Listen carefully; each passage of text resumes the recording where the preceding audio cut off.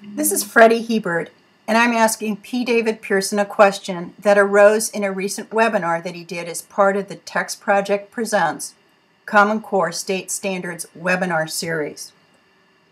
In that webinar, you argued that prior knowledge can't be held at bay, as some of the interpretation of the Common Core and publishers' criteria are suggesting.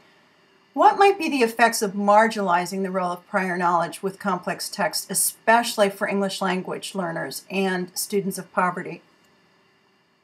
Well, first of all, Freddie, let me tell you why I think that prior knowledge has taken such a hit in these discussions about the Common Core standards.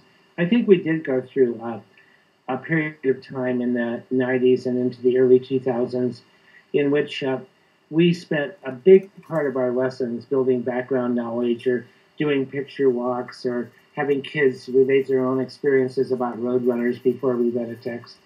And I'm not suggesting that we get rid of all of that, but I think that we did wallow in the trough of prior knowledge. So some sort of connection and moving back to the text more vigorously as I think called for.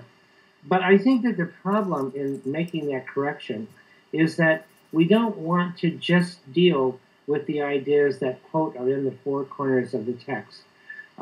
In point of fact, you as a reader can't understand anything without invoking your prior knowledge. If you read a sentence that says business had been slow since the oil crisis, you can't help but speculate about what kind of business and what the effects of oil crises usually are on commerce in countries and the like. So,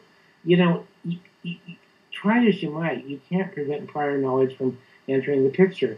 And the real problem was suggesting that we don't attend to prior knowledge, particularly for students whose experiences don't match the expectations and the the intellectual challenges of school-based tasks.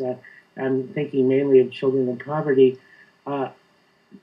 Failing to attempt to help them figure out what ideas in their repertoire of knowledge and experience to connect to for any text is just going to widen the gap between the educational haves, those who come to knowledge with those who come to school with the knowledge already under their belt, and the have-nots, those who need some knowledge development. So I think for a lot of kids, this advice is going to be have disastrous outcomes. Thank you so much, David. We invite you to view the entire webinar, which can be accessed at textproject.org.